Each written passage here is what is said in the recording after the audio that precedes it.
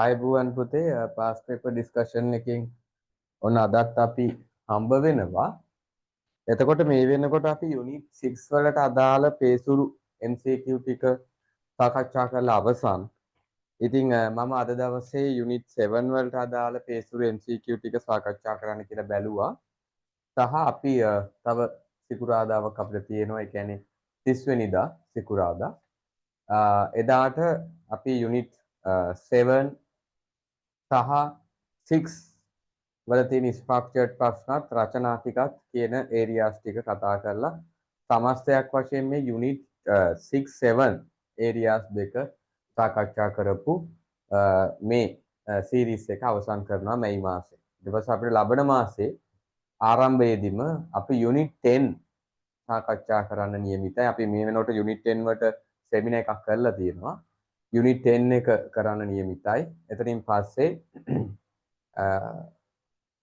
Unit 3 වලට අදාළ කොටස් ටික සාකච්ඡා කරන්න කියලා බැලුවා. හරිද? ඊට පස්සේ ජූලයි වල වෙනකොට අපිට යුනිට් 8 and 9 වලට පාස් පේපර් ඩිස්කෂන් එක දිගු කරන්න කියලා බැලුවා. එතනින් පස්සේ යුනිට් 4 වලට ඇවිල්ලා එතනින් පස්සේ යුනිට් අවසාන වශයෙන් විභාගය ලඟම කරලා යුනිට් 5 ක්‍රියාත්මක කරන්න තමයි අදහස් කරන්නේ. ඒ වගේම ජූලි මාසේ ඉඳලා පාස් පේපර් ඩිස්කෂන් එකට අනුබද්ධිතව ක්‍රියාත්මක කරන්න බලාපොරොත්තු වෙනවා. 2019 ඉඳලා 2024 වෙනකන් තියෙන පාස් පේපර් 6 කතා කරන වෙනම ඩිස්කෂන් එකක් අඟහරුවාදා හවස තමයි ක්‍රියාත්මක කරන්නේ. ඒ ටයිම් එක ඔයාලට ක්ලාසස් හරි මොන හරි තියෙනවා නම් ඒ අදාළ රෙකෝඩින් එක මම YouTube එකට දානවා සහ group වල ෂෙයා කරනවා. එතකොට එතනින් ඔයාලට පුළුවන් ඒ අදාළ අවුරුදු වල අලුත්ම නිර්දේශයේ පාස් පේපර්ස් ටික ආවරණය කරගන්න. ඒක මම ඔයාලට පාස් පේපර් ක්ලාස් එක ඇතුළේ දීපු පොරොන්දුවා. ඉතින් 2019 2020 21 22 23 24 25 විදිහට MCQs ටික ස්ට්‍රක්චර් ටික රචනා ටික විදිහට සමස්ත පේපර්ස් ටික සාකච්ඡා කරමින් යනවා. එතකොට විභාගයට කලින් ඒරියා එකත් පාස් පේපර් ප්‍රෝග්‍රෑම් එක ඇතුළෙම සාකච්ඡා කරනවා. එතකොට අපි 1985 ඉඳලා වර්තමාන විභාගයේ දක්වා ළඟම පැවති විභාගයේ දක්වා සියලු MCQ කතා කරලා තියෙනවා. 1985 ඉඳලා වර්තමාන විභාගයේ දක්වා 2024 දක්වා සියලු ස්ට්‍රක්චර් කතා කරලා තියෙනවා. 2000 ඉඳලා 2024 දක්වා රචනා පිළිබඳව කතා කරලා තියෙනවා. ඉතින් මම හිතනවා සාමාන්‍යයෙන් පන්තියක ලබා ගන්න බැරි විදිහේ තාම වැදගත් දේවල් ටිකක් ඔයාට ඔයාගේ බයොලොජි සබ්ජෙක්ට් එකට මොකද පාස් පේපර් සාකච්ඡා කරන්නෙම නැත්තරම් ඉතින් ඒ වගේ දේවල් ටිකක් ඔයාට ඔයාගේ සබ්ජෙක්ට් එකට එකතු කරගන්න හැකියාවක් ලැබේවි කියලා මේ ඉදිරි මාස කිහිපය ඇතුළත පාස් පේපර් ප්‍රෝග්‍රෑම් එකත් එක්ක රැඳී සිටියොත් හරිද? ඉතින් ඊට අමතරව 2025ට අදාළව ක්‍රියාත්මක වෙන පළාත් පේපර්ස් ටිකත් විභාගයට යන්න කලින් කරන්න මම උපරිම උත්සාහයක් දරනවා. ඒක මට ලැබෙන කාල වේලාවත් එක්ක තමයි ඒක තීරණය වෙන්නේ කරගන්න පුළුවන් වේද කියන කාරණය. ඒක රෙකෝඩින් සීරීස් එකක් විදියට හරි ඒකම YouTube එකට දාන්න බලාපොරොත්තු වෙනවා. 2025 ලේටස්ට්ම පළාත් පේපර්ස් ටික සාකච්ඡා කරලා ඒකේ තියෙන අලුත් ප්‍රශ්න සහ විභාගයේ ටාගට් වෙන්න පුළුවන් තැන් සාකච්ඡා කරලා ඒකත් මේ පාස් පේපර් ප්‍රෝග්‍රෑම් එකත් එක්කම YouTube එකට දාන්න බලාපොරොත්තු වෙනවා. ඉතින් ඒක අපි බලමු. ඉතින් අද දවසේ අපි මේ යුනිට් 7 කියන පාඩම ආශ්‍රිතව තියෙන MCQ ටික තමයි කතා කරන්න බලාපොරොත්තු වෙන්නේ. එතකොට අපිට යුනිට් 6 7 වල MCQ ටිකේ වැඩේ අවසන් වෙනවා. ඊට පස්සේ අවසාන වශයෙන් අපි ලබන සතියේ 7 වල තියෙන මේ theoretical part එක නැත්නම් theory part එක පිළිබඳව යම්කිසි අදහසක් ලබා ගමු. අදත් MCQ කතා කරද්දී මම ඔයාලට ඒ තැන් වලදී පුංචි අදහස් ලබා දෙන්නම්. මොකද මේක ටිකක් විතර ගැඹුරු කොටසක්. නමුත් අපි දන්න දේවල් වලින් අපිට උත්තර වලට එන්න පුළුවන්. ප්‍රශ්නයක් නැහැ. සමහර ඒවා අවුට් ප්‍රශ්න තියෙනවා. ඒවා අපි අයින් කරලා කතා කරගෙන යන්න තියෙන්නේ. ඊළඟට ස්ට්‍රක්චර්ඩ් වලට ආවට පස්සේ ලබන සතියේ ස්ට්‍රක්චර් ටික සහ එසේ ටික අවසන් කරගෙන මේ මාසයට අදාළව අපි 6 7 වල වැඩ කටයුතු ටික අවසන් කරගමු. මේ වෙනකොට YouTube එකට දාලා තියෙනවා unit 2 වලට අදාළව සාකච්ඡා කරපු සියලු recordings දාලා තියෙනවා YouTube එකේ දාලා තියෙනවා. එතකොට recordings 10ක් තියෙනවා. ඔක්කොම පැය දෙකකට වඩා අඩු ඒවා තියෙන්නේ. රසායනික පදනමට ඊට ශෛලීය පදනමට පරිවෘත්තීය රසායනික පදනමට 3යි ශෛලීය පදනමට 3යි පරිවෘත්තීය 4යි 10ක් තියෙනවා. ඊළඟට ප්‍රවේණිය සම්බන්ධයෙන් දැනට කරලා තියෙන කොටස් දෙකක රෙකෝඩින්ස් මේ වෙනකොට අප්ලෝඩ් කරලා තියෙන්නේ. තව එකක් අප්ලෝඩ් වෙන ගමන් තියෙන්නේ. ඒතකොට ඒකත් හෙට වගේ වෙනකොට අප්ලෝඩ් වෙනවා. සහ අද කරන කොටසත් ලබන සතිය වෙනකොට අප්ලෝඩ් වෙනවා. එතකොට මේ මාසෙට අදාළව අපි දැනට පාස් පේපර් ප්‍රෝග්‍රෑම් එකේ කරපු දින පාස් පේපර් එකේ කරපු දින 15කට අදාළව අප්ඩේට් වීම සිද්ධ වෙනවා මේ මාසේ අවසානය වෙනකොට. එතකොට මේ වෙනකොට අපි පාස් පේපර් ප්‍රෝග්‍රෑම් එක ඇතුලේ සති 15ක් ඒ කියන්නේ ආසන්න වශයෙන් මාස 3කට වැඩි කාලයක් අපි පාස් පේපර් ප්‍රෝග්‍රෑම් එක ඇතුලේ මේ දේවල් සාකච්ඡා කරමින් සිකුරාදා දවස අපි අර්ථාන්විතව ගත කරයි කියලා වගේ එකක් මට තියෙනවා. ඉතින් මම දන්නේ ඔයාලට කොහොමද කියලා. හරි. බලන්නකෝ අණුක ජීව විද්‍යාව සහ ප්‍රතිසංයුක්ත DNA තාක්ෂණය මෙන්න මේ කියන විද්‍යාඥයෝ මත ප්‍රශ්නාංක 1 සඳහා පවතිනවලු. එතකොට අපෙන් ඊටාම සරල ප්‍රශ්නයක් අහන ඉහත සඳහන් අත පිළිගතයි DNA අනුරූප යෝජනා කර ඇති වොට්සන් සහ ක්‍රික් DNA ආකෘති ඉදිරිපත් කරේ. වොට්සන් සහ ක්‍රික් මොනවද මේ ප්‍රශ්න?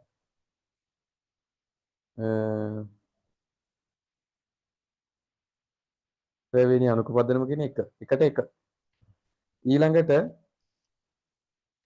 දෙක DNA පිළිබඳ නිවැරදි ප්‍රකාශයක් වන්නේ පහත සඳහන් කවරක්ද? මේ DNA පිළිබඳ ටෙක්නොලොජි ගන්නේ.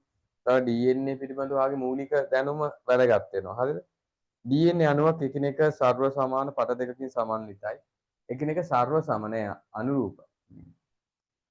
ඒ තියුණොත් අනිත් පැත්තේ T තියෙන අනුපූරක පට දෙකක් තියෙයි. DNA අණුවකට පියුරින් සහ පිරිමිඩින් සංඛ්‍යා එක සමාන වෙනවා. අනේ ඒක නම් යම්කිසි නියමිතතාවයක් තියෙනවා. පියුරින් කියලා කියන්නේ කාබන් වලුන් දෙකක් කියනවා. පියුරින් කියලා කියන්නේ ගුවැනින් සහ ඇඩිනින්. පිරිමිඩින් කියලා කියන්නේ කාබන් වල එකක් තියෙන තයමීන් ඊට පස්සේ සයිටෝසින් සහ යුරසිල් තියෙන RNA වල. හරිද? එතකොට මේ පියුරින් සංඛ්‍යාව පිරිමිඩින් සංඛ්‍යාවට හැමතිස්සෙම සමාන වෙනවා. මොකද මේ අනුපූරක භස්ම යුගලනය කියන දේ නිසා. අනුපූරක භස්ම යුගලන නිසා හැමතිස්සෙම පියුරින් සංඛ්‍යාව පිරිමිඩින් සංඛ්‍යාවට සමාන වෙනවා. මේ U කියන එක DNA වල නැහැ. මම නිකන් දැම්මේ. යුරසිල් DNA සංඝටකයක් නෙමෙයි. ශාකසයල රික්ත විශේෂ DNA නෑ. ප්‍රෝටීන් සංස්ලේ DNA රයිබෝසෝම සම්බන්ධ වෙන්නේ නෑ. එතකොට පිළිතුරු අංක 2. ඊළඟට ප්‍රවේණික ප්‍රවෘත්තිය සංවය සඳහා DNA අණු වැදගත් ලක්ෂණ. අර ප්‍රවේණික තොරතුරු කියලා කියන්නකො මේ ප්‍රවෘත්ති රෙද්දක් නෙමෙයි. ප්‍රවෘත්ති කියන්නේ තොරතුරුනේ. ප්‍රවේණික තොරතුරු ගමන් කරන්න වැදගත් වෙන්නේ අණුවේ බෂ්පාණු පිළිවෙල. උත්තරේ 1. තුන්වෙනි එකට උත්තරේ 1. 4. හතරවෙනි ප්‍රශ්නේ පහත නම් යුගල් මත DNA ව්‍යුහය හා සම්බන්ධ වොට්සන් සාකේ උත්තරේ 2. 4ට 2. ඉතාලම සරලයි බං මේවා. ඊළඟට එක් DNA රැහැනක බෂ්පාණු පිළිවෙල AGC GCAT කියලා තියෙනවලු. ඒකේ අනුරූප රැහැනේ අණුපිළිවෙල බලන්නලු. මම මේ වගේ ප්‍රශ්නකදී ඉතාලම අවධානයෙන් බලනවා මෙතන තියෙන ඒ වගේ U අඩංගු වෙන ඒවා තියෙනවා කියලා කියනවා. 1 සහ 5 වන් ෂොට් ප්‍රතික්ෂේප කරන්න පුළුවන් අපිට. ඒ වගේම තුන්වෙනි වරණේ බැලුවට පස්සේ අපිට පේනවා එතන නයිට්‍රජන් භස්මයක් අඩුයි කියලා. ඒතර 3ක් ප්‍රතික්ෂේප කරන්න පුළුවන්. උත්තරේ දෝලණය වෙන්නේ 2 සහ 4 කියන උත්තර දෙකත් එක්ක A නම් T, G නම් C, C නම් G, G නම් C, C නම් G වෙන්න ඕනේ. හරි. එතකොට මැද A එකක් එන්න විදියක් නැහැ කොහොමද? උත්තරේ 2. ඒක නම් බලලා කියත ඒක ලියන්න ඕනිත් නෑ. මොකද මම උත්තරේ 3 දාලා තියෙන්නේ. අනුරූප රැහැනේ අනුපිළිවෙල කුමක්ද කියලා අහන්නේ. T G නම් C C නම් G G නම් C C නම් දෙකත් වැරදි. ඊට පස්සේ හතරත් වැරදි. එහෙම වුණොත් අපිට අපි තුන්වෙනි එකට යන්න වෙනවා. ඒකෙත් එකක් අඩුයි. එකක් අඩුයි. මගේ පිළිතුරේ නම් එකක් අඩුයි. ඒ වුණත් මට නම් පිළිතුරක් නැහැ. මම හිතන්නේ මේකේ එකක් හරියට දාලා ඇතිනේ තුන්වෙනි එකට. එහෙම ඔක්ක ජින්ජිවිලිස මගේ නම් පොඩි අවුලක් තියෙනවා. මගේ එක ප්‍රශ්නයක් අඩුයි තුන්වෙනි පිළිතුර. ඔයාලගේ කොහොමද දන්නේ? මගේ නම් එකක් අඩුයි තුන්වෙනි පිළිතුරේ. පස්වෙනි.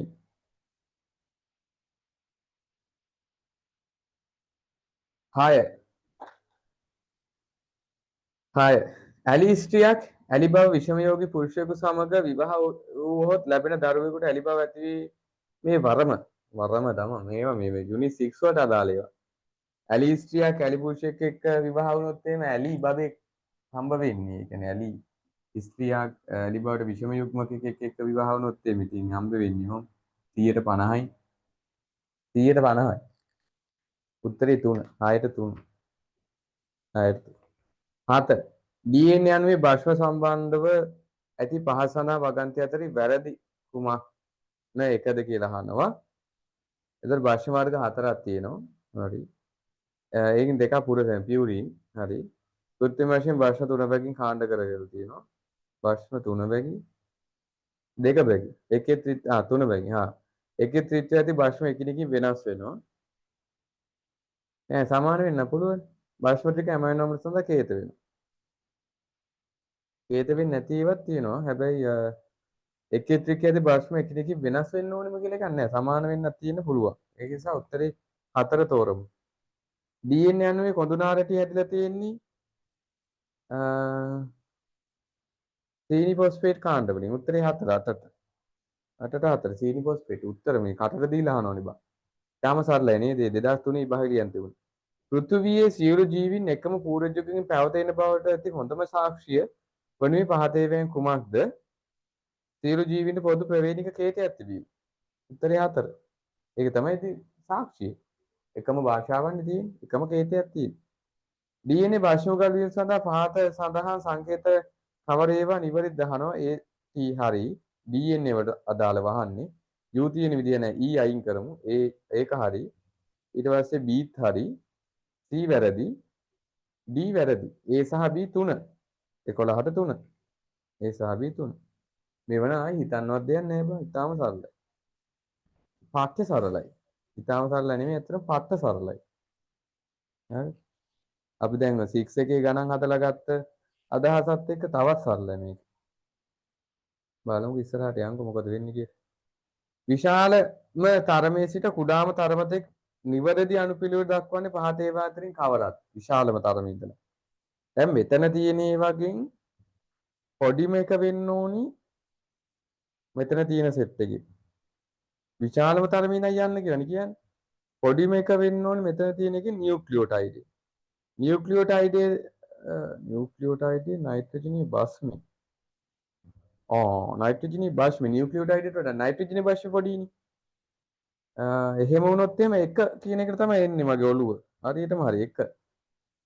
පොඩි මේක හොයාගත්තා නම් හරි. ඉතින් අන්තිමට තියෙන්නේ පොඩි මේකානේ. ඉතින් පොඩි මේකා තියෙන්නේ කෝඩෝනයක් කියන්නේ භස්ම ත්‍රිකයක්. නියුක්ලියෝටයිඩයක් කියලා කියන්නේ එකක්. ඊට නයිට්‍රජන් භස්මකේ ඊටත් වඩා පොඩි එකක්. එතකොට උත්තරේ 1. 13. සෛලතුරු ප්‍රෝටීන් සංශ්ලේෂණ සඳහා RNA වර්ග 3ක් පොඩ්ඩක් ලෙඩ වෙලා පොඩ්ඩක් නෙමෙයි කතා කරන්න බැරිව ඉන්නේ. ඒ නිසා ඔය කැස්සක් ඒවාට වැඩි ගණන් ගන්න එපා. සෛලතුරු ප්‍රෝටීන් සංශ්ලේෂණ සඳහා RNA වර්ග 3ක් සහභාගී වෙනවා. ප්‍රෝටීන් සංශ්ලේෂණයේදී RNA වර්ග 3 සහභාගී වෙන අණුපිළිවෙල mRNA ඉස්සෙල්ලාම එන්න ඕනේ. උත්තරේ 1. mRNA එකට තියෙන උත්තරේ 1යිනේ තියෙන්නේ. 13ට 1. 13ට 1. mRNA ඊළඟට tRNA ඊළඟට rRNA. mRNA වලින් මැසේජ් එක අරන් එනවා DNA වලින් ඉඳලා රයිබෝසෝම් වෙත. tRNA වලින් ඇමයිනෝ අම්ල අරන් එනවා. rRNA වලින් ඇමයිනෝ අම්ල අතර මේ පෙප්ටයිඩ් බන්ධන හදන. තමයි කතාව. හරි. ඊළඟ ප්‍රශ්නාංක 14 15 ප්‍රවේණි විද්‍යා භාවිත මත පදනම් වෙනවලු. හරි. DNA අච්චුමගේ RNA හදනවා කියලා කියන්නේ පිටපත් කිරීම. අංක 1 14ට 1. පොඩි පිටයක් තැනිය සඳහා රයිබෝසෝම් මත ඇමයිනෝ අම්ල එක්රැස් වීම ක්‍රියාවලිය පරිවර්තනය අංක 5 15ට 5 14ට 1 15ට 5 හරි. අය මම හිතන්නවත් දෙයක් නැහැ නන්නේ මං අහලා තියෙන්නේ. DNA ප්‍රතිවත් වීමේදී DNA පොලිමරේස් වගේ උත්පේරණ වන්නේ පහස සඳහන් ඒවයි කුමක්? දිත්තේලිස්ය දිගහැරීම නැහැ. එක් එක් සීනි ෆොස්ෆේට් බන්ධන බිඳ හෙලීම නැහැ. රයිබෝ ඒ ඔක්කොම කරන්නේ හෙලිකේස්. රයිබෝස් වල මට තප්පරයක් දෙන්න පුතේ.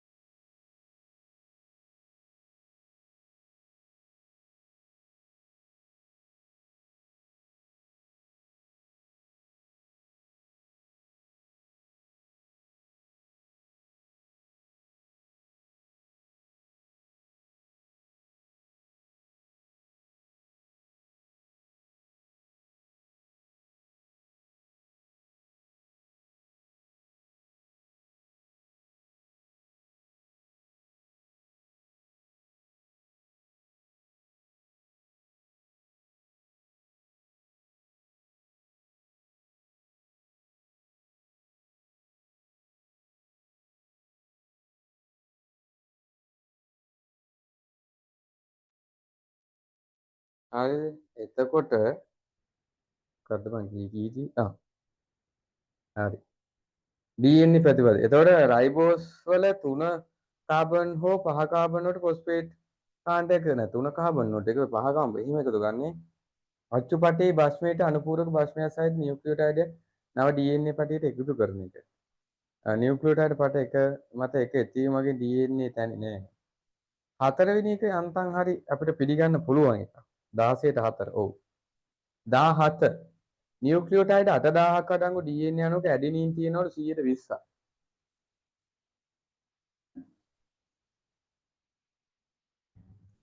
නියුක්ලියෝටයිඩ් 8000ක් තියෙනවලු 8000න් 120ක් ඇඩෙනින්. ඇඩෙනින් තියෙනවා නම් බං 120ක් අනිවාර්යෙන් තයිමිනුත් තියෙනවා 120. මේ දෙක 140යි. එහෙනම් ගුවැනින් සහ සයිටෝසින් 160යි. එහෙනම් ගුවැනින් 130යි. සයිටෝසින් 130යි. ගුවැනින් 130යි නම් ගුවැනින් සංඛ්‍යාව 8000න් 130යි. 8 තැන් 130යි කියලා කියන්නේ 2400. ඊටාම සරල ගණනයක් මේක ඇත්තටම ලියන්න ඕනිත් නේ. තාම හද්ද සරලයි. උත්තරේ 3. ලියන්න අවශ්‍යත් නැහැ. උත්තරේ 3. 17. 17 උත්තරේ 3. 18. පහත දැක්කෙන ඒවා අතරින් කවරක් DNA ප්‍රතිවර්ත වීම සඳහා ඍජුවම අවශ්‍ය නොවේද? DNA ප්‍රතිවර්ත වීම සඳහා ඍජුවම අවශ්‍ය නොවෙන්නේ මොනවද කියලා අහන්න. නියුක්ලියෝටයිඩ් ඍජුවම අවශ්‍ය වෙන්නේ නැති මෙතන ATP. මොකද මේ නියුක්ලියෝටයිඩ් කියන ඒවා මේ ට්‍රයිෆොස්ෆේට විදියට ඒ කියන්නේ දැන් පුතේ මේ ඔය දැන් මේකට අවශ්‍ය නියුක්ලියෝටයිඩ් වර්ග 3ක් තියෙනවනේ. GTP විදියට තමයි ගුවැනින් එන්නේ. ATP විදියට තමයි ඇඩිනින් එන්නේ. ඊට පස්සේ CTP විදියට තමයි සයිටෝසින් එන්නේ. TTP විදියට තමයි එයා එන්නේ. ඒතර ඇත්තටම මේ ශක්තිය කියන්නේ ATP කියන එක විශේෂ වෙනම අවශ්‍ය වෙන්නේ නැහැ. මේ නියුක්ලියෝටයිඩ් වලටම ට්‍රයිෆොස්ෆේට් කාණ්ඩ සෙට් වෙලා තමයි බන්ධන හදන්න අවශ්‍ය දේවල් ටික අරගෙන එන්නේ. එතකොට එහෙම බැලුවොත් එimhe 18ට උත්තරේ 5 ඉතාලම හොඳ ප්‍රශ්නයක්.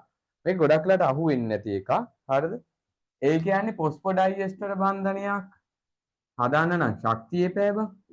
හැමතිස්සෙම තුන්වෙනි කාබන් එක තමයි හදාගන්නේ. මෙයාගේ පස්වෙනි කාබන්. එතකොට මේ වැඩේ හදන්න අවශ්‍ය ශක්තිය ට්‍රයිෆොස්ෆේට් එකක් විදියට යාම අරගෙන එනවා.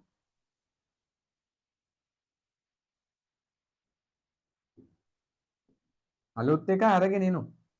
එතකොට ඒ ශක්තිය හරහා තමයි මෙතන බන්ධනයක් හැදෙන්නේ. මේ ශක්තිය තමයි මෙතන බන්ධනයක් හැදෙන්නේ. ඒ ශක්තිය යාම අරන් එනවා. GTP විදියට ATP CTP සහ TTP විදියට අරගෙන එනවා. ඔන්න වැඩි. හරි. ඊළඟට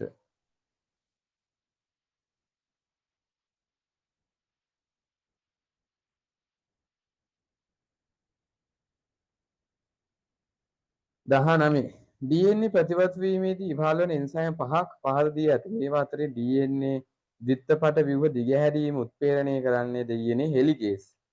19ට 1. ආයිව කතා කරනවා දෙයක් තියෙන්නේ. හෙලිකේස් අවලින් දිග අරිනවා. ටොපෝ අයිසෝමරේස් වලින් මේකේ දාමේ තියෙන ආතතිය විදහැල්ල ඇඹරීම වළක්වනවා. ඊට පස්සේ DNA පොලිමරේස් අලුතෙන් පටිය ගහනවා.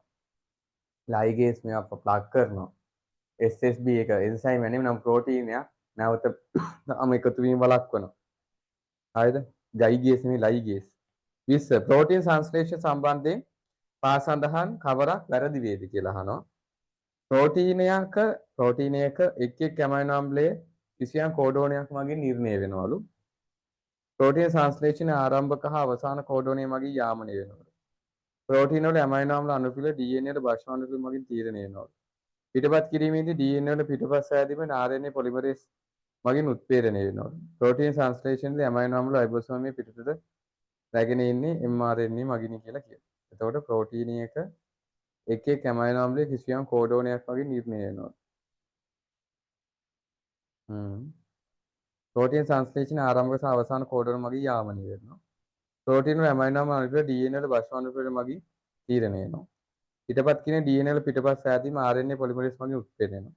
ප්‍රෝටීන සංශ්ලේෂණ ඇමයිනෝ අම්ල රයිබෝසෝමයෙන් පිටතට රැගෙන ඉන්නේ අයියෝ නෑ. mRNA වලින් මේ වරන් එනොයි. එයා කරන්නේ අර දත්තය අරන් එන්නේ. 20ට 5 25 පිළිගන්න බෑ. 20ට 5 21 පහ දැකෙන කවර ත්‍රිත්ව කේත සංකලනයක් DNA වල CAT යන ත්‍රිත්ව කේතයට අනුරූප mRNA tRNA නිරූපණය වේ. CAT. එතකොට මේකේ තයිමින් තියෙන්න බෑ. තයිමින් තියෙන ඒවා තියෙනවා 3ක්. mRNA වල තයිමින් මේ RNA වල තයිමින් තියෙන්න බෑනේ. එතකොට 1 2 5 කියන එක බැලුවට ප්‍රතික්ෂේප කරන්න පුළුවන්. 4 වෙනි උත්තරේ ප්‍රතික්ෂේප කරන්න පුළුවන්. උත්තරේ 3 මුකුත් ලියන්න ඕනේ නැහැ. උත්තරේ 3 බලන්න ඔයාගේ ඇහැට පේනවත් දන්නේ tRNA වල පළවෙනි උත්තරේ tRNA වල තියෙනවා. දෙවෙනි උත්තරේ දෙකේම තියෙනවා. හතරවෙනි උත්තරේ mRNA වල තියෙනවා. පස්වෙනි උත්තරේ tRNA වල ටයිමින් අඩංගු වෙලා තියෙනවා. ඒ උත්තර හතරම ප්‍රතික්ෂේප කරන් උත්තරේ 3 ඉතුරු වෙනවා. මුකුත් ලියන්න දෙයක් නැහැ. ඕනනම් ලියලත් ගන්න. නමුත් ඇහැක් තියෙන මිනිස්සෙට ලියන්න අවශ්‍ය නැහැ. උත්තරේ 3. ඒව තමයි පුරුදු වෙන්න ඕනේ. ඒව තමයි පුරුදු වෙන්න ඕනේ. ඒකන් ලියලා දඟලලා වැරද්ද ගත්තොත් ඒත් කියලා වෙනවනේ. ඒක ඊටාම ලේසියෙන් ගන්න පුළුවන් එකක්. පුරුදු වෙන්න ඕනේ ඒව. මෙම ප්‍රශ්නේ පදනම් වන්නේ පහත දී ඇති හිස්තැන් තුන ප්‍රකාශ මතලු. එතකොට DNA ප්‍රතිවර්ත වීමේදී සිදුවන වැරදිවල ප්‍රතිඵලයක් ලෙස ඇතිවන විකෘති නිසා ජානවල ඇලීල ලෙස හඳුන්වන ප්‍රභේද ඇති වෙනවා. එතකොට මෙතනත් උත්තරේ 3. 3 මේ 4නේ. 4 නෙමෙයි 3. DNA ප්‍රතිවර්ත සිදුවන වැරදිවල ප්‍රතිඵලයක් ලෙස ඇතිවන ජානවල විකෘති ඇතිවන ප්‍රතිඵල ලෙස ඇතිවන විකෘති ජානවල ඇලීල ලෙස හඳුන්වන ලබන ප්‍රභේද ඇතිවෙන්න හේතු වෙනවා. ඔව්. 3 22ට 3 4 කියලා මේකේ දීලා තියෙනවා. 22ට 3.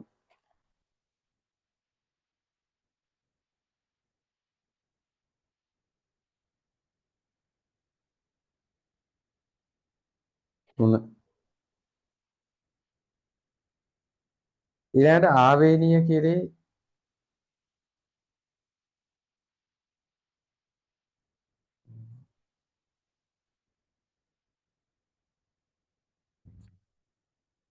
ආවේනීය කෙරේ වර්ණ දේහවල දායකත්වය.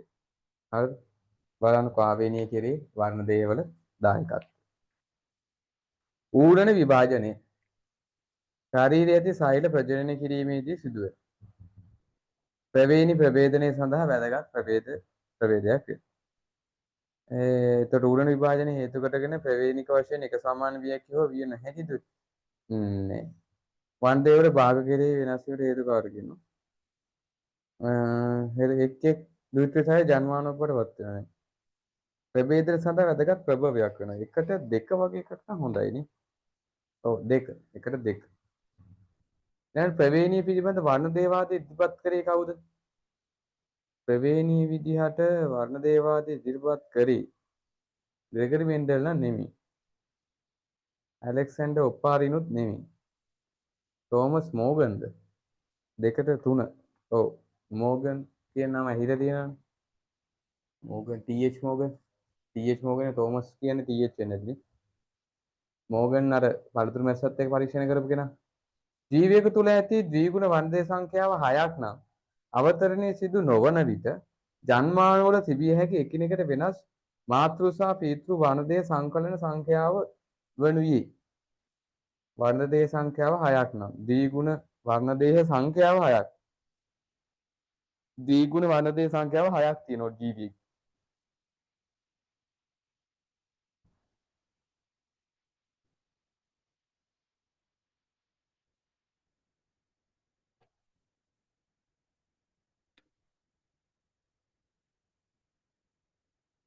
දැන් සෛලයක් තියෙනවා.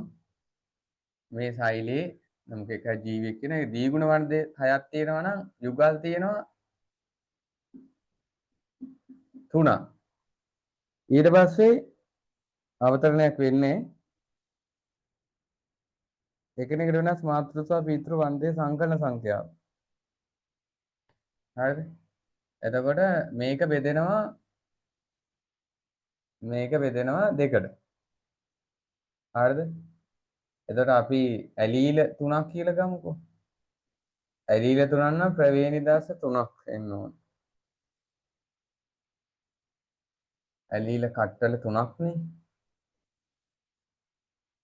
එතකොට දැන් එකිනෙකට වෙනස් මාතෘ පීතෘ වර්ණදේහ සංකලන.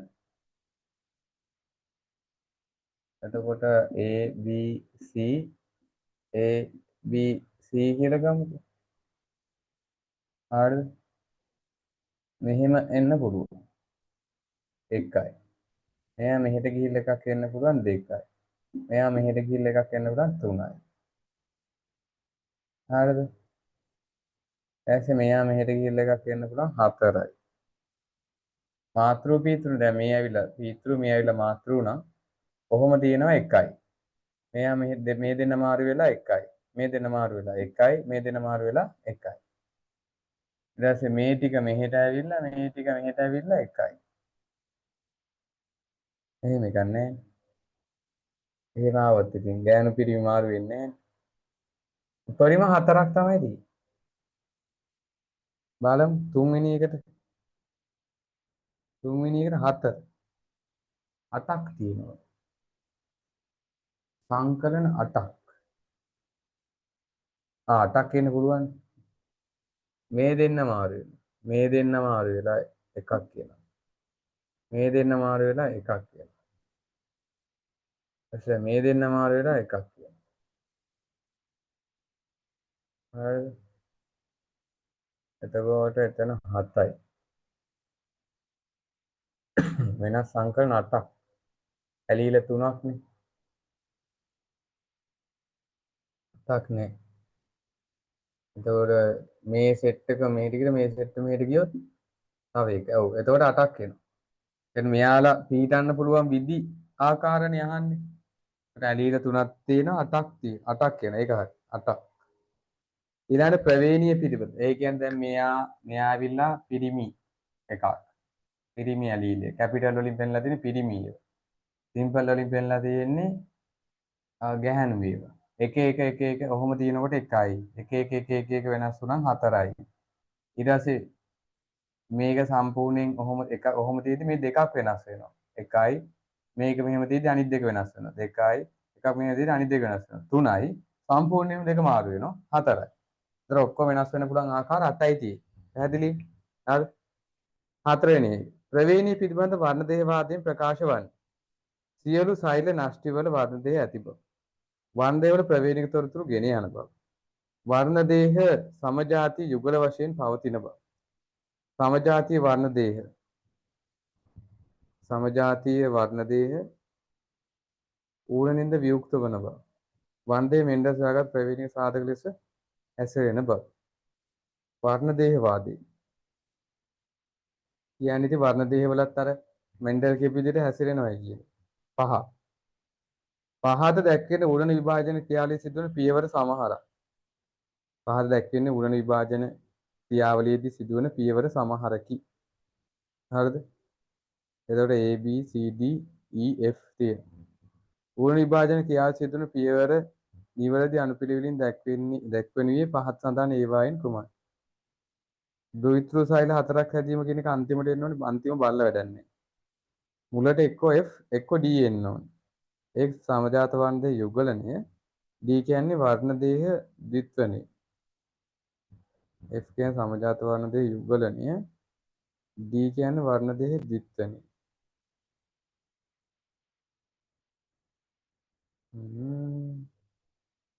වර්ණ දේහ ද්විත්වනයේ සමජාත වර්ණ දේහ ද්විත්වනය. ඒක ඉස්සෙල්ල වෙන්න බෑ. D ඉස්සෙල්ල වෙන්න ඕනේ. ඒක සමජාත වර්ණ දේහ යුගල් වෙන්න ඕනේ. එහෙම බැලුවොත් එහේ උත්තරේ 3 තමයි එන්නේ. 5ට 3. ඔව් 5ට 3. 3 තමයි එන්න පුළුවන්. මොකද ඉස්සෙල්ල වර්ණ දෙක ද්විත්වනේ වෙන්නේ. ද්විකරණීය වෙන්නේ නැහැ ඉස්සෙල්ල. හරිද? ඊට 6. ඌනන විභාජනයේ පරිණාමික වාසිය හොඳින්ම පැහැදිලි කරනුයේ පහත් සඳහන් කුමන ප්‍රකාශය මගින්ද? ලිංගික ප්‍රජනන සඳහා ඌනන විභාජනය අවශ්‍යයි. පරම්පරාවෙන් පරාවට නියත වර්ණ දේ සංඛ්‍යාව පවත්වා ගැනීමට ඌනන විභාජනය දායක වෙනවා. පරම්පරාවෙන් පරම්පරාවට ඌනන විභාජන අනු විභාජන සමග ප්‍රත්‍යාවර්ත වෙනවා. ඌනන විභාජන නිසා පරම්පරාවෙන් පරම්පරාවට එකම ජාන සම්ප්‍රේෂණය වෙනවා. ඌනන විභාජන නිසා ප්‍රවේණික ප්‍රතිසංයෝජනයේ සිදු විය හැකිය කියලා. එතකොට ඌනන විභාජනයේ පරිණාමික වාසිය හොඳින්ම පැහැදිලි කරන්නේ පාත්‍ර සඳහන් කුමන ප්‍රකාශය මගින්ද කියලා අහනවා. ලිංගික ප්‍රජනන සඳහා ඌනන විභාජනය අවශ්‍යයි. පරම්පරාවෙන් පරම්පරාවට නියත වර්ණ දේ සංඛ්‍යාව පවත්වා ගැනීමට ඌනන විභාජනයේ දායක වෙනවා. පරම්පරාවෙන් පරම්පරාවට නියත වර්ණ දේ සංඛ්‍යාව පවත්වා ගැනීමට ඌනන විභාජනයේ දායක. ඌනන විභාජන ප්‍රත්‍යාවත් වෙන ඌනන විභාජන නිසා පරම්පරාවෙන් පරම්පරාවට එකම ජාන සම්ප්‍රේෂණය වෙනවා. ප්‍රවේණික ප්‍රතිසංයෝජන මෙන්න මේකේ පහ තමයි ඉතින් දැන් හොඳම එකකට තියෙන්නේ. ප්‍රවේණික ප්‍රතිසංයෝජන හැදෙනවනේ. ඒකත් එක තමයි ප්‍රභේද නැති වෙලා පරිණාමයට මඟ පෑදෙන. ඒක තමයි වැදගත්ම දේ. ඊට පස්සේ වුණ විකෘති වල අනුක පදනම පිළිබඳව MCQ 21ක් තියෙනවා. ඊට පස්සේ ඥාන තාක්ෂණී ශිල්ප ක්‍රමයේ පිළිබඳව MCQ 10කුත් ඥාන තාක්ෂණී භාවිතය පිළිබඳ MCQ 3කුත් තියෙනවා. අපි විකෘති වල අනුක පදනම ගැන බලමු. හානිදායක නොවන විකෘතිය පරම්පරාගත වීම සඳහා බොහෝ විට ඉඩ ඇත්තේ එම විකෘතිය පාසඳන් කිනම් ශෛලයක සිදු වුණොත්ද? ඒක ශෛලීය යුක්තාණුක, කුංජන්මාණුක, ජායජන්මාණුක, ලපටි කලලේ ශෛලයක, මේරු කලලේ ශෛලයක. එතකොට මේ හානිදායක නොවන විකෘතිය පරම්පරාගත වීම සඳහා බොහෝ විට ඉඩ ඇත්තේ ඒක ශෛලීය යුක්තාණුක. දැන් දීලා තියෙන උත්තර වලින් ඔයක තමයි අපිට පිළිගන්න පුළුවන් එකට තියෙන්නේ. අර ජන්මාණු දෙකම දීලා තියෙනවනේ. එහෙම වුණොත් මේ දෙකට වඩා අරක තමයි පිළිගන්න පුළුවන්. එකට එක. විකෘති පිළිබඳ නිවැරදි ප්‍රකාශයක් වන්නේ පාසඳන් කවදත්. රාක්නාස්ටික සෛලවලට වඩා බහුලව සුනාස්ටික සෛලවල විකෘති හටගන්නවා. විකෘති විද්‍යාගාරයේදී පේරණය කරන්න බැහැ. DNA වල ඇතිවන ව්‍යුහීය වෙනස්කම් නිසා විකෘති හටගන්නවා. වෛරස් වල විකෘති හටගන්නේ නැහැ. විකෘති හටගන්නේ ප්‍රජනක සෛලවල පමණයි. වෛරස් වල විකෘති හටගන්නවා ප්‍රජනක සෛලවල විතරයි. නෙමෙයි දෛහික විකෘති තියෙනවා. DNA වල ඇතිවන ව්‍යුහීය වෙනස්කම් නිසා විකෘති හටගන්න පුළුවන්. හරිද? ඔව් ඒක හරි. 2ට 3. ඒක හරි. ව්‍යුහීය වෙනස්කම් නිසා විකෘති ඇති වෙන්න පුළුවන්. විද්‍යාකාරයට පේරණය කරන්නත් පුළුවන්. ප්‍රාග්නාස්ටික සෛලවලට බහුල සුනාස්ටික සෛලවල ඉබ නැහැ. ප්‍රාග්නාස්ටිකෙන් ඇති විකෘති ගැන නිවැරදි ප්‍රකාශ තෝරන්න. ප්‍රවේණික ද්‍රව්‍ය අහඹු ලෙස විකෘති ඇති වෙනවා. විද්‍යාගත තත්ත්වයට විකෘති ඇති කරන්න බෑලු. බොහෝ විට විකෘතිය ජනන ජීවිත ඵලදායි. විකෘති ඇති විය හැකි ප්‍රජනන සෛල තුල විතරයි. අදෝරක්ත කියන ප්‍රබල විකෘති කාරකයක් නැහැ. ප්‍රවේණි ද්‍රව්‍ය අහඹු ලෙස විකෘති ඇති වෙනවා. ඒක හරි. 3ට 1.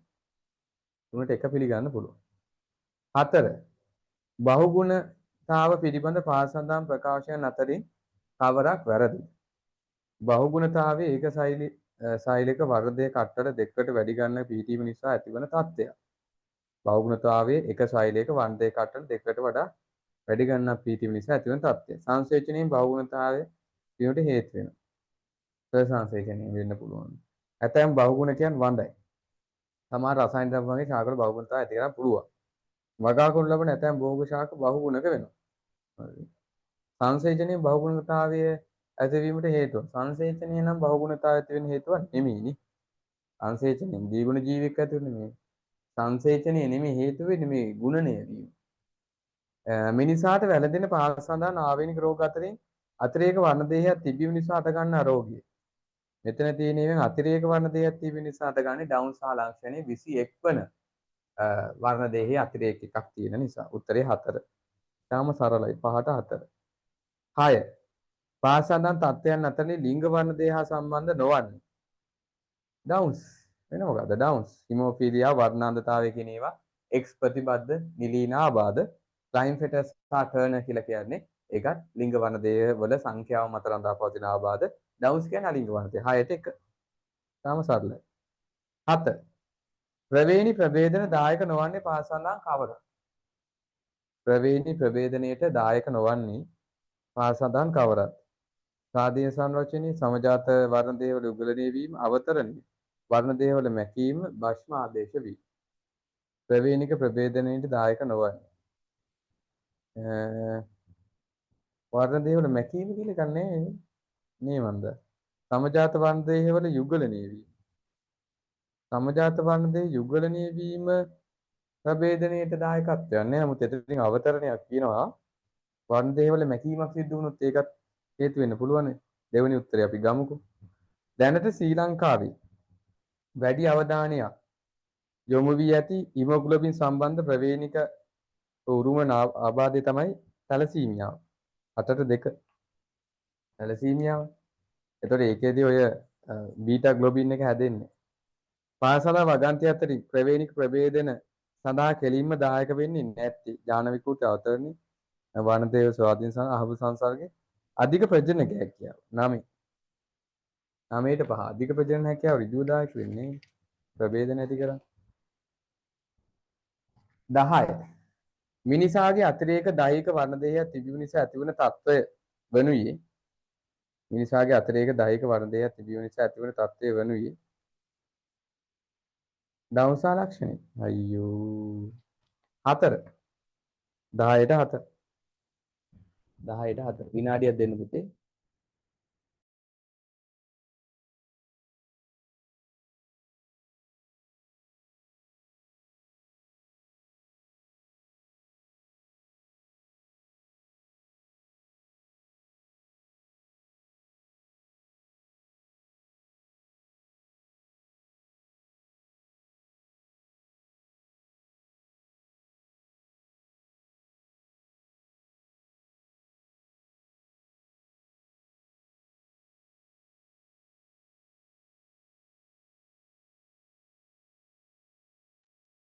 හරි. එතකොට ඒක හරි 10 වෙනි එක.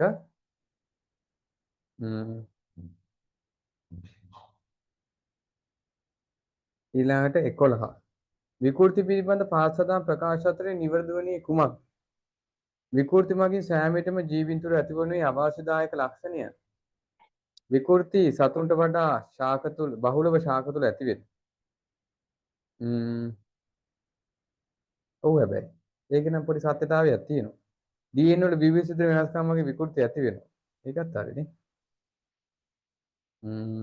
වයස වල විකෘති ඇති නොවෙන්නේ නැහැ වැරදි.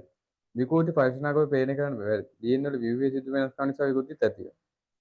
11 වෙනි එකට මොකද්ද මෙයාලා දීලා තියෙන්නේ? 3. 3 තමයි අරන් තියෙන්නේ. විකෘති සතුන්ට වඩා බහුලව ශාක තුල ඇති වෙනවලු නෑ. බහුල සතුන් තුල ඇති වෙන එහෙම එකක් නෙමෙයි අර විකෘති පවත්වාගෙන යන්න පුළුවන් ශාකවල. 12. පහත් සඳහන් ප්‍රකාශ අතරින් විකෘති පිළිබඳ වැරදි. ඒවා ශරීර තුළ ස්වයං සිද්ධව ඇති වෙනවා. ඔය ජීවීන්ගේ පරිණාමය සඳහා වැදගත් වෙනවා. ප්‍රජනන සෑම විටම ඊළඟ පරම්පරාවට යන්නේ නැහැ විකෘති. 12ට 3. දෛහික විකෘති යන්නේ නැහැ. සෑම විටම යන්නේ. සමහර ඒවා විතරයි. ඒවා උඩන විභාජන සිදුවන විට ඇති වෙන්න පුළුවන්. ඒවා මගේ ශරීරයක ඇති වර්ණදේ සංඛ්‍යාව වෙනස්. මිනිසාගේ ඩවුන් සහ ලක්ෂණයට හේතුව. ජානක භස්ම යුගල අනුපිළිවෙලේ වෙනස්කම. නාස්ටියේ එක් X වර්ණදේහයක් නැතිවීම. නාස්ටියට එක් කලිංග වර්ණදේහයක් එකතු වීම. විකෘති ජානක දිත්ත නිතින තත්ත්වයක්. නාස්ටියේ බහුගුණක තත්ත්ව. ඩවුන් සහ ලක්ෂණ. ජානක භස්ම යුගල අනුපිළිවෙලේ තියෙන වෙනස් වීම. නාස්ටියේ එක් X වර්ණදේහයක් නැතිවීම නැහැ. නාස්ටියේ එක් කලිංග වර්ණදේහයක් එකතු වීම. ඒක හරි. 13ට 3. ඒක හරි. 14 විකෘති පිළිබඳ පාසන ප්‍රකාශනයේ කවර ඒවා වැරදි. DNA අණුවක එක භස්මයක් වෙනස් වීම නිසා විකෘතියක් ඇති වෙන්න පුළුවන්. සෛලයක ඇති මුළු වර්ණයේ සංඛ්‍යාවේ වෙනස් වීම විකෘතියට හේතු වෙන්න පුළුවන්. බොහෝ විකෘති ප්‍රමුඛ රූපාන්තරශ ඇති කර. විකෘති පරම්පරා ගණනක් යන තුරු හඳුනාගත නොහැකිව පැවතින බොහෝ විකෘති ඇතිවන්නේ දෛහික සෛල වල කියලා කියනවා. බොහෝ විකෘති ඇතිවන්නේ දෛහික සෛල වල. DNA අණුවක වශයෙන් නිසා විකෘති ඇති වෙන්න පුළුවන්. ඒක හරියි. විකෘති පරම්පරා ගණනක් යන තුරු හඳුනාගත නොහැකිව පැවතෙන්නත් පුළුවන්. හරි. සෛලයක ඇති මුළු වර්ණයේ සංඛ්‍යාව වෙනස් වීමක් විකෘතියට හේතු වෙන්න පුළුවන්. ඒකත් හරි. බොහෝ විකෘති ප්‍රමුඛ රූපාන්තරශ ඇති කරන්නේ නැහැ නිලීනය. ABD එක වගේ එකකට අපිට එන්න පුළුවන්. 14. ඔයා පහ තමයි අරන් තියෙන්නේ මේ බොහෝ විකෘති ඇතිවන්නේ දෛහික සෛලවල. දෛහික සෛලවලත් ඇති වෙනව නේද? හරි 14ට පහ ගමුකෝ අපි දෛහික සෛලවලත් ඇති වෙනවනේ විකෘති ගොඩක් වෙලාවට. විකෘති පිළිබඳ පාසන ප්‍රකාශාත්‍රි වැරදි. බොහෝ විකෘති බඳ බව ඇති කරන. විකෘති නිලීන බව ඇති කරන. බොහෝ විකෘති DNA ප්‍රතිවර්ෂ දෝෂ නිසා විකෘති ඇතිවේ ප්‍රයෝජනවත් වෙන්න පුළුවන්. UV කිරණ විකෘති ඇති කර.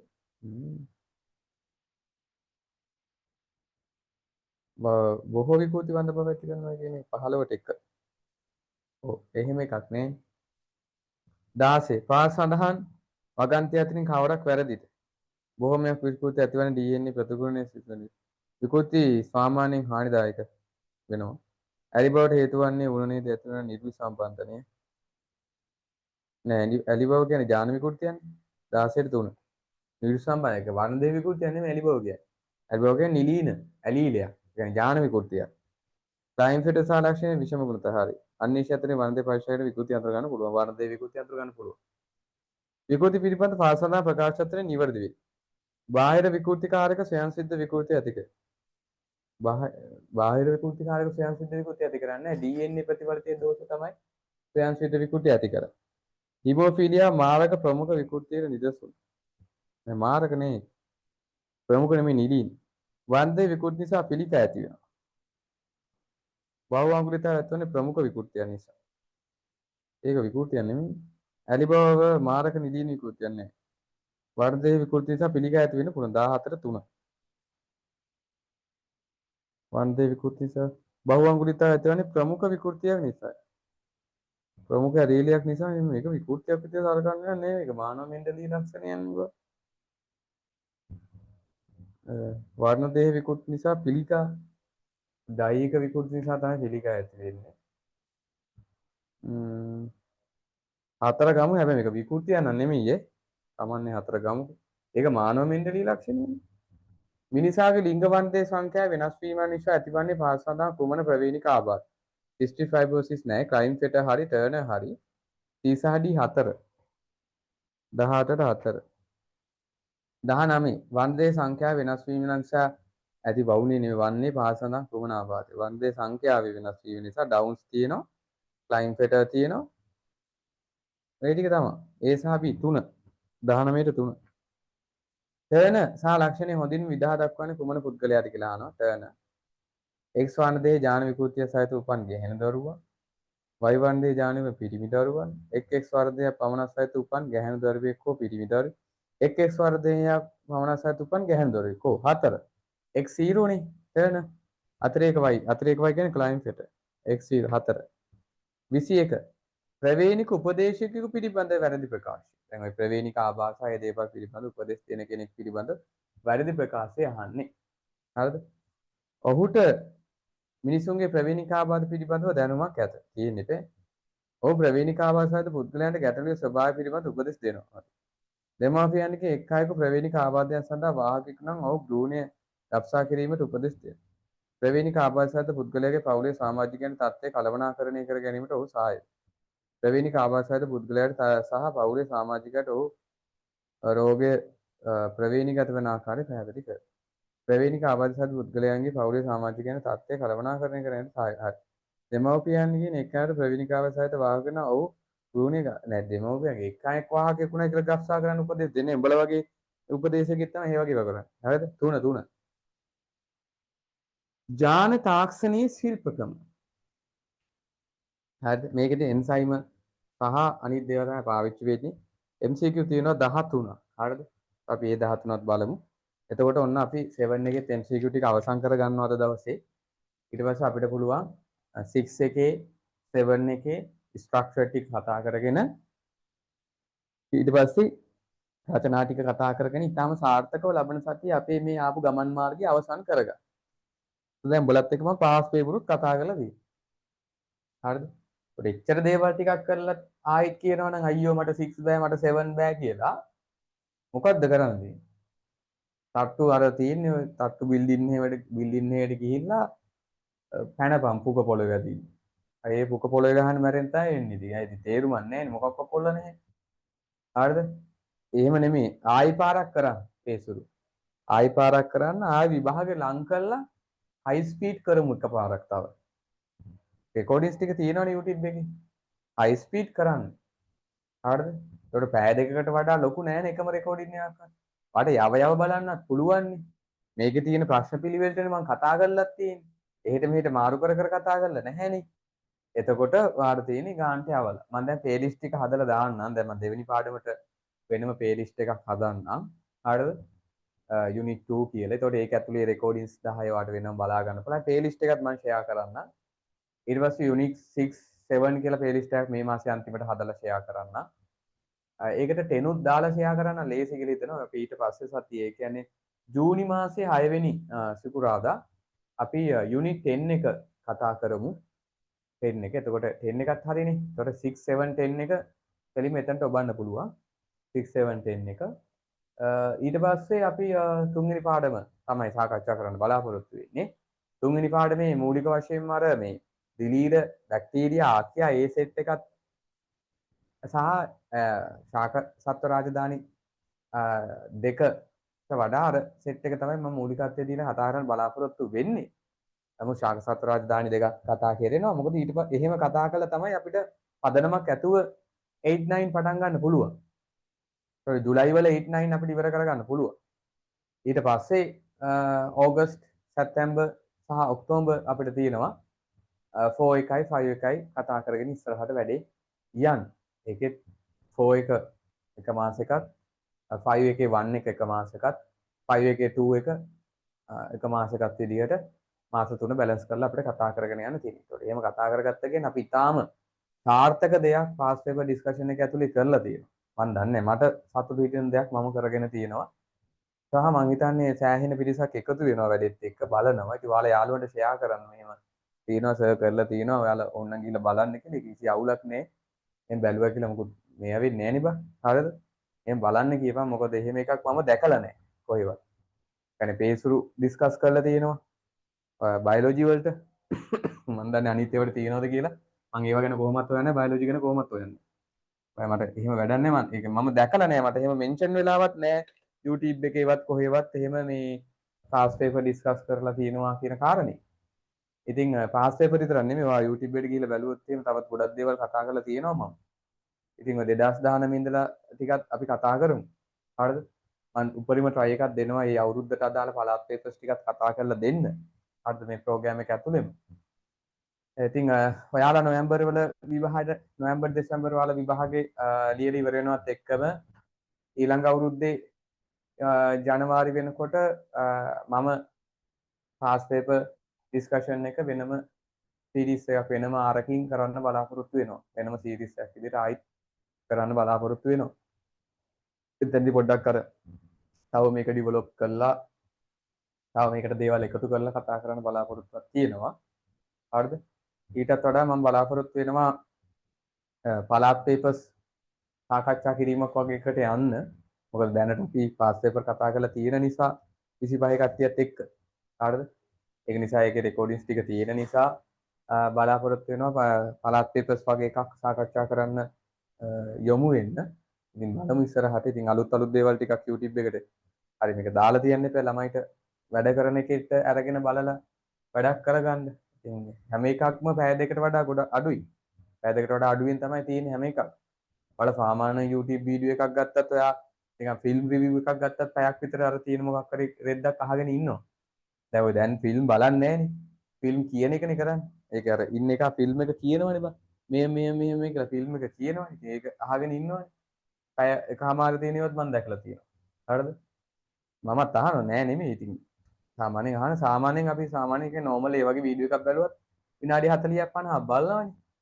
හරිද? ඒක නිසා ඔයාට මේකෙදි ගොඩක් දෙයක් කරගන්න පුළුවන් කියලා හිතන්නේ. පැය 4-5 වීඩියෝස් නෑ ඔක්කොම තියෙන්නේ. පැය දෙකට වඩා අඩුවෙන් තියෙන්නේ. හැම එකක්ම. ඉතින් ඒකත් ඒ අදාළ මාතෘකාව යටතේ සාකච්ඡා කරලා තියෙනවා පිළිවෙලට. ඉතින් මේ දේවල් ටික අරගෙන වැඩක් කරගන්න. ඉතින් මම යෝජනා කරන්නේ අවම වශයෙන් එකපාරක් කළා මදි මේක. එකපාරක් කළා කොහොමත් මදි. අවම වශයෙන් 3-4 පාරක්වත්. උපරිම නම් 5 පාරක්වත්. හරිද? තමන් එක කරලා ඇඟට පත්තියම් වෙනකන් කරලා යන්න විභාගෙට. එහෙම කරාට පස්සේ තමයි ඔයාලට තේරෙන්නේ ඔයාලට ලකුණු එනවා. ඔයාලට MCQ සෙට් වෙනවා. ඔයාලට MCQ ටික රෙඩි වෙනවා. වැඩේ සෙට් වෙනවායි කියලා. පැහැදිලි? මම කතා. හරි. බලමු. ජානතාක්ෂණයේ ශිල්පකමේදී බලමු. ජානතාක්ෂණයේ ශිල්පකම. හරි. DNA ප්‍රතිසංයෝජන තාක්ෂණයේ සම්බන්ධව පාස් සඳහන් ඒවා අතරින් කවරක් වැරදිද? ප්‍රතිසංයෝජන DNA තාක්ෂණය ගැන වැරදි එක අහන්න. DNA වල ජීවී ක්‍රියාකාරීත්වයට හානි නොවනසේ සෛල වලින් මේ නිස්සාරණය කළ හැකියි. DNA වල ජීවී ක්‍රියාකාරීත්වයට හානි නොවන. රසායනික ප්‍රතික්‍රියාවලින් DNA අක්‍රිය කළ නොහැකි. වෙනස් ජීවීන්ගේ DNA අණු එක්කොට මුහුම් අණු තනිය තන යන පුළුවන්. ප්‍රවේණික කේතය බොහෝ විට පොදු එකක්. හරි. සාලතුරු නෂ්ටිතුරු පිටතින් ජාන ඇතුල් කරන්න පුළුවන්. හරි. රසායනික ක්‍රියාවලිය වලින් DNA අක්‍රිය කර නොහැකි. මේ 1යි 2යි අතර තමයි දෝලනයක් තියෙන්නේ. මෙයාලා දෙක තමයි තෝරගෙන තියෙන්නේ. මේ රසායනික ප්‍රතික්‍රියාවල DNA අක්‍රිය කරන්න බෑ කියන එක පුළුවන්. මොකද DNA තනිපටියක් කරොත් මේක අක්‍රිය වෙනවා. අර DNA දුෂ්පභාවිකරණය කරන්න පුළුවන්. හරි. ජාන ඉංජිනේරු ශිල්පකයේදී ලීගේස් කියන එක වර්ණදේ නිශ්චිත DNA කොටස් කපා ගන්න රෙස්ට්‍රික්ෂන් එන්ඩෝනියුක්ලියස් පාවිච්චි කරන්න. ප්ලාස්මිඩ් විවෘත කරන්න ඒවා තමයි පාවිච්චි කරන්නේ. DNA කොටස් ප්ලාස්මිඩ් සම්බන්ධ කරන්න. ඒකට පාවිච්චි කරනවා. දෙවෙනි එකට තුනත් හරි. ප්‍රතිසංග ප්‍රශ්නේ ධාරක සාහිත්‍යයට ඇතුල් කිරීමට භාවිතා කරන්නේ නැහැ සාමාන්‍යයෙන්. ඒකත් හරි කියලා දීලා තිනවා. ඒක ඕනේ නැහැ. අරක හරියටම හරි. හතර හරි. මේ තුන හරි. හතරත් හරි කියලා තියෙන හතර ඕනේ. තුන හරි. හරිද? තුන හරි. ඊට පස්සේ මොකද්ද කියන්නේ බා? ධාරක බැක්ටීරියා සෛලයේ ගුණණය වීමේ ශීඝ්‍රතාවය වැඩි කිරීමට භාවිත නැහැ. මෑත කාලේ මෑතක ස්කොට්ලන්තයේදී ජාන ඉංජිනේරු ශිල්පක්‍රම භාවිතා කර දෛහික සෛලයකින් අචලතාපී සත්‍යයක බිහි කරන ලදී. මේ සත්‍යය. මෑත කාලේ කියන්නේ 1997 වෙච්ච දෙයක්. දෛහික සෛලයකින් අචලතාපී සත්‍යයක බිහි කරා. ඒක මොකಾದ කියලා අහලා තියෙනවා. ඔය ජාන ඉංජිනේරු තාක්ෂණයේ හදපිකට මම අහලා තියෙන බැටළුවෙක් ගැන. හරිද? ඩොලි කියන බැටළුව අංක 4. ඒව නම් ඉතින් සාමාන්‍ය දැනීම තුන්වෙනි එකට 4. බැටළුවෙක් තමයි හදලා තියෙන්නේ. හරිද? ක්ලෝනියක් හදලා තියෙන්නේ. DNA තාක්ෂණයේ පහ සඳහන් දියුණු වීම අතරින් කවරක් මානව DNA ඇඟිලි සලකුණු ශිල්පය සඳහා භාවිතා නොවන්නේ? විශ්ලේෂණය සඳහා ඉතා සුළු DNA ප්‍රමාණයක් භාවිත කළ හැකි වීම. දිග DNA යන එන්සයිම් භාවිතයෙන් කුඩා කොටස් වලට වෙන් කර හැකි වීම. විද්‍යුත් විහරණය විද්‍යුත් ආගමනය කියලා කියන්නේ මගේ කුඩා DNA අණු වෙන් කර ගන්න හැකි වෙන එක. DNA අණු නියුක්ලියෝටයිඩ් අණුපිළිවෙල තීරණය කරන්නේ ඒෂණ අණු භාවිත කර විශිෂ්ට DNA අණු හඳුනා ගන්න හැකි වෙන එක. දැන් ඇඟිලි සලකුණු තාක්ෂණයේදී භාවිත නොවන්නේ DNA අණුක නියුක්ලියෝටයිඩ් අණුපිළිවෙලක් හොයන්නේ ඇඟිලි සලකුණු තාක්ෂණයේදී. 4 ඒක හොයන්නේ ඒක අනුක්‍රමන නිර්ණය. ඒක අනිත් ඒවා පාවිච්චි කරනවා. කුඩා කොටස් වලට කපලා විද්‍යුත් විහරණය කරලා ඊට පස්සේ මේ ඒෂණ පාවිච්චි කරලා මේ DNA කණ්ඩවල පිහිටීම බලන්නේ. නැත්නම් DNA වල තියෙන නයිට්‍රෝජන් පශ්මාණු පිළිවෙල ඒව බලන්නේ. පාසල් ප්‍රකාශ අතරින් බැක්ටීරියා ප්ලාස්මීඩියා පිළිබඳ වැරදි වන්නේ. ඒ චක්‍රීය DNA අණුව. සෛල විභාජනයේදී ප්‍රතිබද්ධ වී දුහිතෘ සෛල සමග ගමන් කර. එහි ඇත්තේ ජාන සුළු සංඛ්‍යාවක් පමණයි. ඒ ප්‍රයෝජනවත් කාර්යයක් හිටු. සෛලයේ පැවැත්ම සඳහා අත්‍යවශ්‍යයි.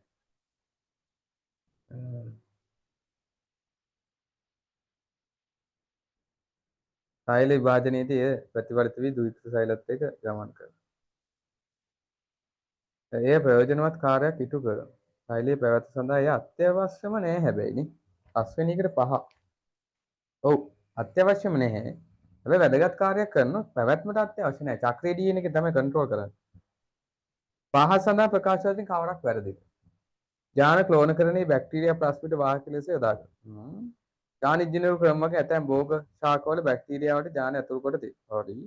දිග DNA අණු ලයිගේස් එන්සයිම් වගේ කෙටි කන්ඩුවට වෙන් කරන්න බෑ. ලයිගේස් කියන්නේ සම්බන්ධ කරන එක. 6ට 3.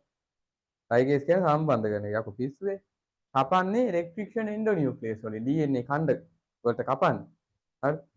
සමාන නියුක්ලියෝටයිඩ් අණුපිර සහිත DNA අණු හඳුනාගෙන DNA එක්ෂණ පාවිච්චි කරනවා.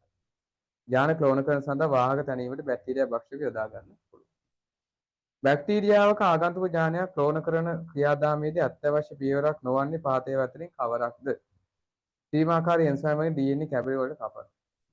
DNA කැබලි වෙන් කර ගැනීම සඳහා ඇගරොස් ජෙලි විත්‍රා ගමනේ භාවිත කරනු ලබයි. ජෙලියේ ඇති DNA කැබලි නයිට්‍රෝසෙලුලෝස් පටලවට කාන්තු කර ගන්නවා. ලයිගේස් එන්සයිම් වගේ වෙනස් DNA අනුබද්ධ කර ගන්නවා. බැක්ටීරියා සෛල තුළ DNA ඇතුළු කිරීම සඳහා වාහක ලෙස ප්ලාස්මිඩ් භාවිත කරන ලබනවා කියලා කියනවා. එතකොට මේ අත්‍යවශ්‍ය පියවරක් නොවන්නේ සීමාකාර එන්සයිම් DNA කපන එක ඕනි. වෙන් කරගන්න ඇගරොස් ජෙල භාවිතයේ ජෙල DNA නයිට්‍රෝසෙලුලෝස් කාන්තු කර. ලයිගේස් එන්සයිම් එකේ වෙනස් DNA අනුබද්ධ කරනවා. බැක්ටීරියා සෛල DNA ඇතුළු කිරීම සඳහා වාහක ලෙස ප්ලාස්මිඩ්. ඒක අත්‍යවශ්‍ය නෑ නේද? 7ට. 7ට 3 තමයි දීලා තියෙන්නේ. ජෙලයේ ඇති DNA කැබලි නයිට්‍රෝසෙලුලෝස් පටල වලට කාන්තු කරගන්න.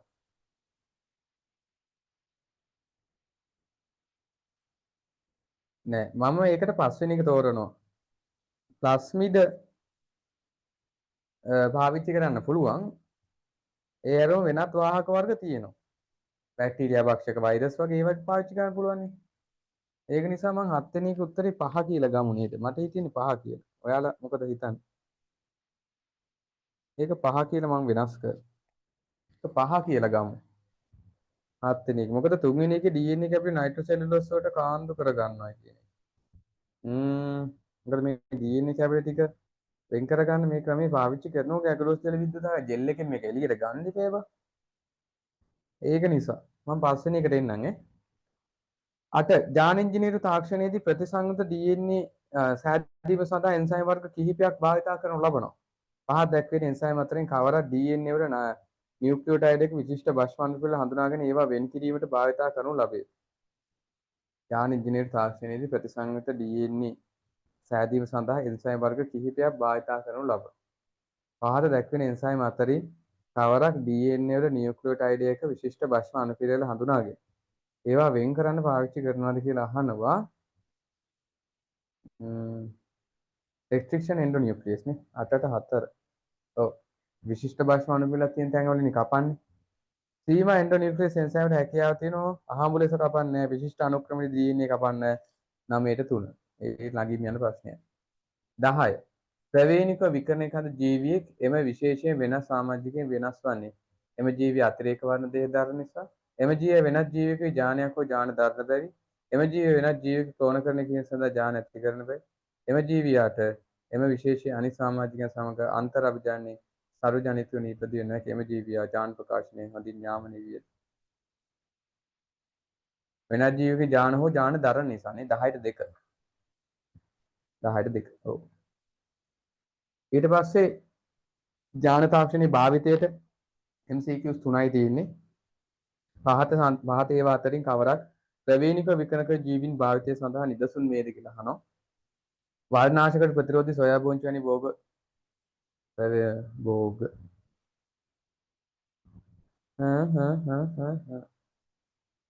නොවේද කියලා අහන්නේ. නිදසුන් නොවේද? දෙකම හරි. ඊස් සෛල භාවිතයේදී හෙපටයිටිස් B එන්න විශාල නිපදවි. කෘමිනාශක ප්‍රෝටීන නිපදෙහි කපුසක් B කිරීම.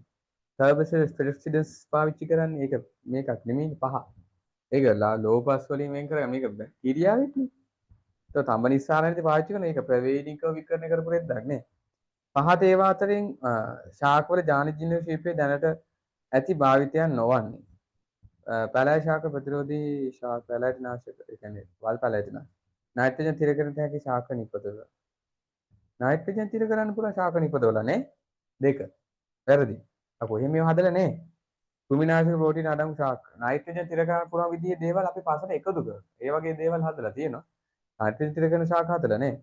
කෘමිනාශක ප්‍රෝටීන අඩංගු ශාක. වෛරස් රෝග ප්‍රතිරෝධී ශාක පෝෂණ ද්‍රව්‍ය බහුලස. වර්තමානයේ ප්‍රතිසංස්කෘත DNA තාක්ෂණයේ සාමාන්‍ය ව්‍යවහාරයක් නොවන්නේ කුරු බවට ප්‍රතිකාර කිරීමට හෝමෝන් නිපදවීම, එන්නත් නිපදවීම, වෛරස් වල ප්‍රතිරෝධී ශාක නිපදවීම, මානව ජන්මාණු ප්‍රවේණික වික්‍රමක ජානතෝ කිරීම, වල්පැලැටි නාශක ප්‍රතිරෝධී භෝග ශාක නිපදවීම. එතකොට විවහාරයක් නොවන්නේ කුරු බවට ප්‍රතිකාර කරන්න හෝමෝන, වෛරස් ඒ කියන්නේ වර්ධක හෝමෝන, වෛරස් ප්‍රතිරෝධී ශාකාරී, මානව ජන්මාණු ප්‍රවේණික වික්‍රමක ජාන අනේ එහෙම කරන්නේ. මානව ජන්මාණුත් එක්ක රෙද්දවල් කරන්නේ.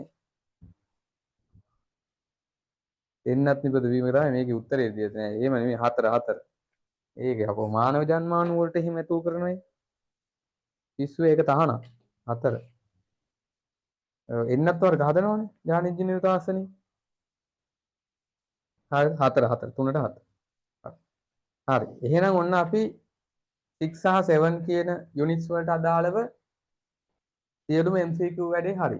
එතකොට අපි ලබන සතියේ 6 සහ 7 වල ස්ට්‍රක්චර් ටික සහ එසේ ටික කියන ඒරියාස් ටික ඉවර කරලා අපේ මේ මාසේ වැඩේ ඉවර කරගමු. ඊට පස්සේ ලබන මාසේ මුලින්ම 10 එක ඉවර කරගමු. ඊට පස්සේ මේ සීරීස් එකම මම ප්ලේලිස්ට් එකට දාලා දෙන්නම් ලස්සනට. ඊට පස්සේ තුන්වෙනි පාඩමේ වැඩ කටයුතු ටික කරගෙන යන්න තියෙන්නේ. මොකද අපිට 8 9 කතා කරද්දී තුන්වෙනි පාඩමේ දායකත්වය ගොඩක් වැඩි. ඉදිරි පාඩම් දෙකටත් දායකත්වයක් තියෙන මූලික පාඩමක් නිසා තුන්වෙනි පාඩම පරිණාමයේ සහ ජීවි විවිධත්වයේ තුන්වෙනි පාඩමට අදාළව සාකච්ඡා කිරීම සිද්ධ වෙනවා. හරිද? ලබන මාසයේ වැඩ ටික ওই විදිහට යන්නේ. අපි ඉතින් ලබන සතිය තියෙනවා අපිට මේ මාසේ තව. ඉතින් ලබන සිකුරාදා අපි එහෙනම් 6 එකේ ස්ට්‍රක්චර්ස් සහ එසේට් 7 එකේ ස්ට්‍රක්චර්ස් සහ එසේට්ස් වලිනුත් හමු යමු. ඒකේ වීඩියෝ එකේ නම් යුනිට් 7 කියලා තමයි තියෙන්නේ. නමුත් ඒක අන්තිම එක ඒකේ තියෙන්නේ අර දෙකේම ස්ට්‍රක්චර්ඩ් එසේ ඒ සෙට් එක කතා කරන එක. එහෙනම් අපි ලබන සතියේ පාස් පේපර් ඩිස්කෂන් එකේ හමු යමු. සුපුරුදු පරිදි සිකුරාදා රාත්‍රී 9 මාට. එන හැමෝටම සුබ රාත්‍රියක්. අපි ලබන සතියේ සම්පූර්ණයෙන්ම මේ 6 7 ඒරියාස් දෙක අවසන් කර ගැනීම සිදු කරමු. හරි.